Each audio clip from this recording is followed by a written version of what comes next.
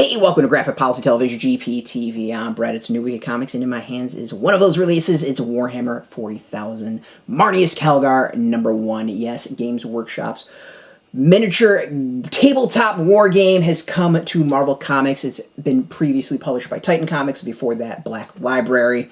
Long history as far as comics. This isn't necessarily anything new as far as that. However, being at Marvel, it's really, really interesting for a whole bunch of reasons we're going to kind of discuss in this review about my thoughts going into this. Now, first, what's my history with Games Workshop?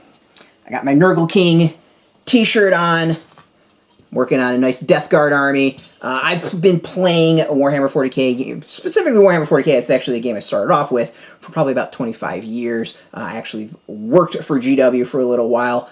In other words, I know my shit when it comes to Games Workshop and Warhammer 40k. So I'm coming into this not as a comic fan, but as a GW 40k fan. So it's going to be interesting diving into this.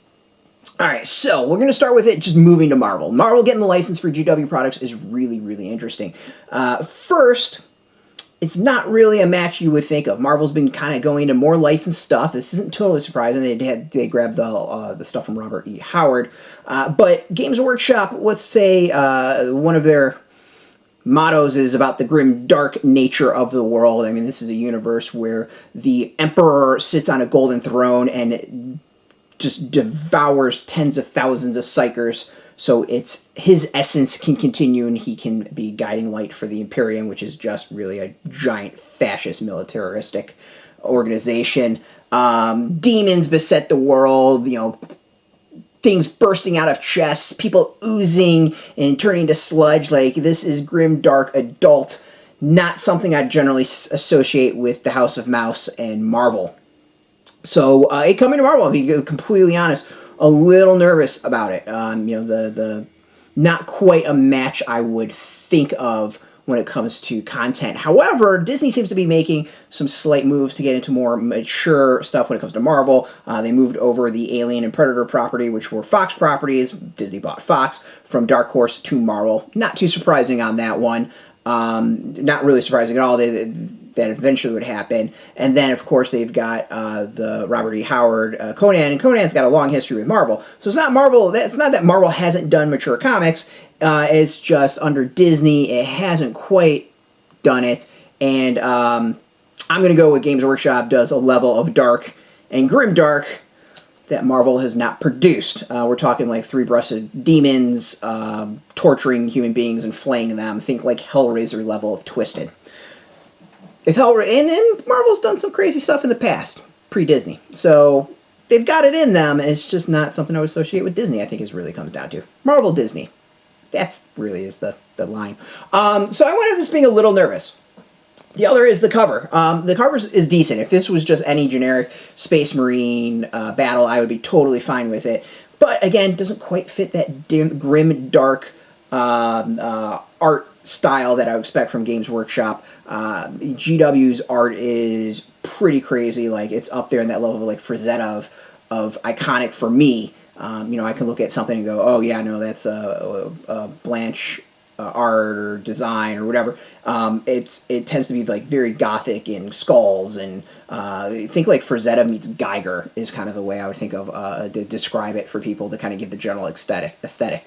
Generally, again, three-breasted demons flaying people. This is not an uncommon thing in the GW world. So, going into the comic, here's the good. Kieron Gillen is the writer of this, and he knows his GW stuff. He was a fan before he got the gig.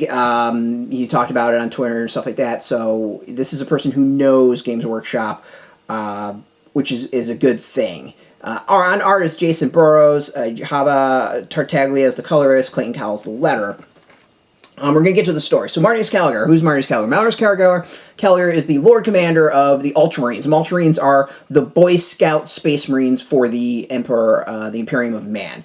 This is, you know, the army for, not army, this would be the Marines, because they're a little bit more elite, of the Imperium. And the Ultramarines are the ones who, like, follow the rules. They don't deviate at all. They believe in regimented lifestyle. They are They're Boy Scouts. They're the ones that you want to make fun of and give a wedgie. They're also kind of also the default for Games Workshop. So when they do a new edition, which I actually have to the right of me, this is kind of the default army you're going to see. It's going to be Ultramarines versus somebody.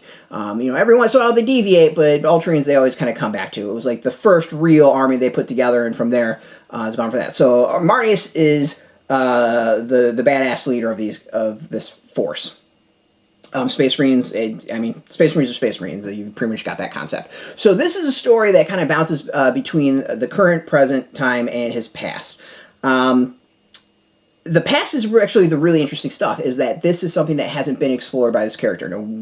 Going back, forever, I haven't read my Rogue Trader first edition rulebook in a long time, but I remember in the Ultramarine Codex when it first came out in second edition, nerd alert, Marneus Calgar was a character that they talked about, and his exploits were part of the history of the Ultramarines. Like, he is a leader that they focused on, and you saw his progression throughout the Force and getting to his leadership role. This is why this guy was the chapter master. He's also a really interesting character to put on the focus in that previous volumes of Warhammer comics, 40K comics, there's other been series, other stuff for other games that have been out, is that they tend to kind of go into the, like, here's the squad of Marines working together. Like, it doesn't really necessarily focus on one specific character. Marneus Calgar is that, like, stereotypical patent person who is that leader you want to aspire to, you want to follow, you want to see what he does, and, it's an archetype and a character we've seen in real life, in stories and all that, so it's an easy character to get into this world. Like, this comic has got two goals. One, make sure the GW fanboys don't shit a brick and, like, lose their mind and give something interesting to them, and two, serve as an introduction to this world for new readers. So Marneus is an easy way to do both, in that while we know a lot about his experiences as a soldier and his rise through the Ultramarines and why he's this chapter master, we don't necessarily know a story about him as a kid and growing up. So this does both. It gives us a little bit modern story of, I think it's his post-13th Black Crusade. Ultramar their planet has been devastated, their solar system has been devastated. He's trying to, like, pick up the pieces, build up the defenses, while horrible incursions are happening, and he's trying to not also lose as the evil forces, of course, are doing their machinations. At the same time, we get to see some flashbacks to him as a kid and training, and we learn a lot about him. He's a person of privilege. He uses money to get trained to become a Space Marine, and a lot of that, I think, is a really fascinating use of the story, in that Kieron is very smart in that he has used Calgar's training and what we learn, what he does to get trained, to also teach us about the world of Warhammer 40K and the Imperium. We learned that this isn't like the Army where, I imagine a good chunk of them get through basic training and all this. This is like less than 1% actually make it through training. And not making it through training means there's a good chance you're going to die. So this is a pretty big deal, especially someone of rich privilege. And just becoming an Ultramarine or just a Marine, Space Marine in general, is a big deal.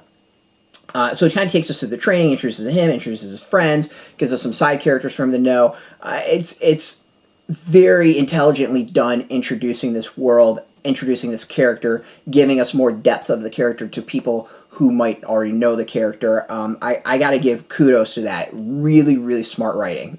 Just very smart plot, very well thought out, and props to that. Kieron also has a knack for taking what is very cheesy dialogue and making it work. This is stuff that you roll your eyes and kind of giggle a little bit of, like, well, someone's being a little dramatic, but still it's pulled off.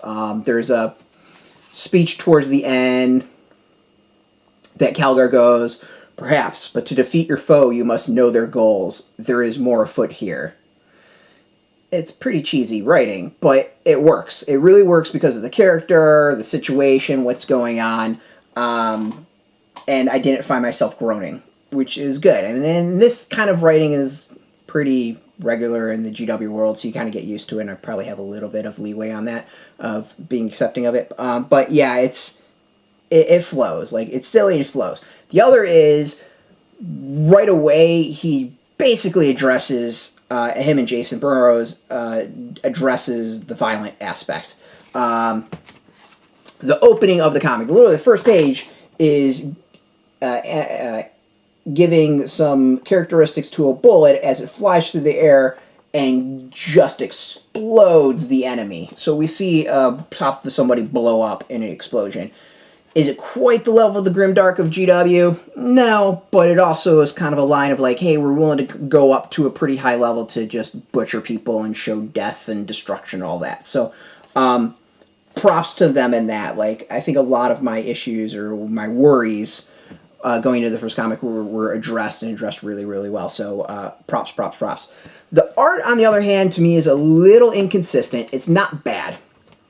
There's some stuff that I think is really, really good, and then some stuff that I think is a little rough. And so, like, a good example of that is, like, this up-close picture of Calgar is awesome. That's really, really, really good.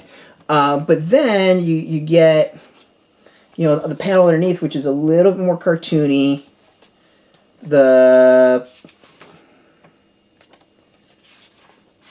Him as a kid is a little bit more cartoony. But like him as a kid, then you compare it to their trainer, who looks like an oversized dwarf that's going to jack you up. And then there's, you know, the mysterious evil forces at the end that I'm not going to show. That the design also doesn't really, it doesn't intimidate me at all. There was a level they probably could have gone, it didn't quite work. I would have done some of the art a little bit different. And then like another would be is Amble. The Amble is the one I just... There's an Amble in here, for those who don't know. There's a giant, like, insectoid, ape-like creature, and I don't know. When the miniature, I think, is more intimidating than the drawing, something's a little off.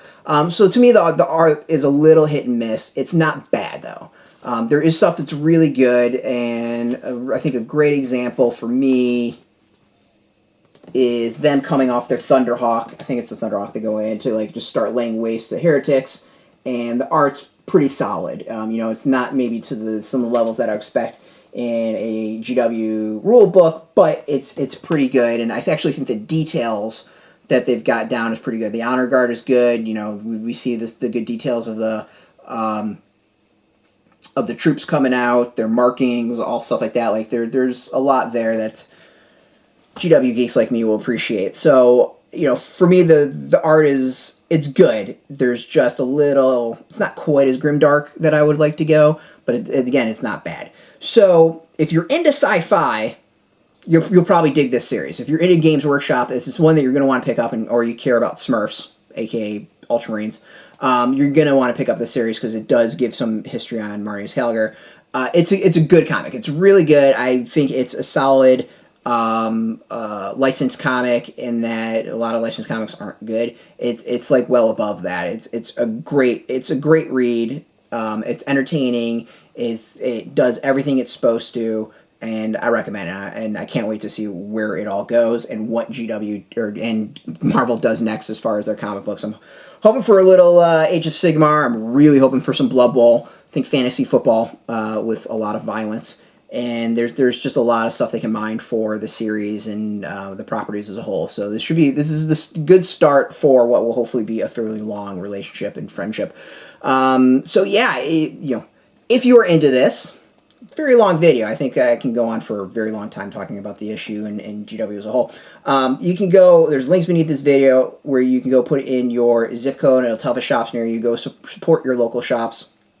If you don't have a shop near you, no problem. Got some affiliate links. There are affiliate links, so we get a small percentage of that by doing that. You help support our site, so thank you.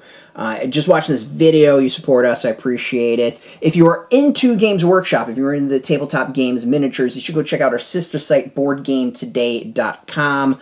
We'll include that info in the bottom of this video as well. You know, we do some stuff there, more focus on the games. Slowly building that site, and could use your support on that.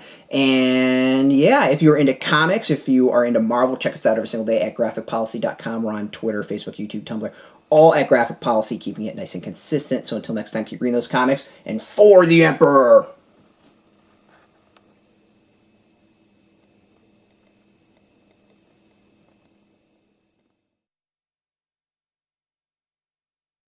Hey, thanks for watching the previous video from Graphic Policy Television. Just by watching, you help support our site. Thank you so much. Now, if you're watching these videos, you probably care about geeky things like movies, television, comic books, toys, games, video games, you name it. You can go and subscribe right now to our YouTube channel to stay in touch and catch all the new videos, or check out our website at graphicpolicy.com. There's a nice link on this end of the video. But as always, thank you for watching. Keep on rocking and keep it geeky.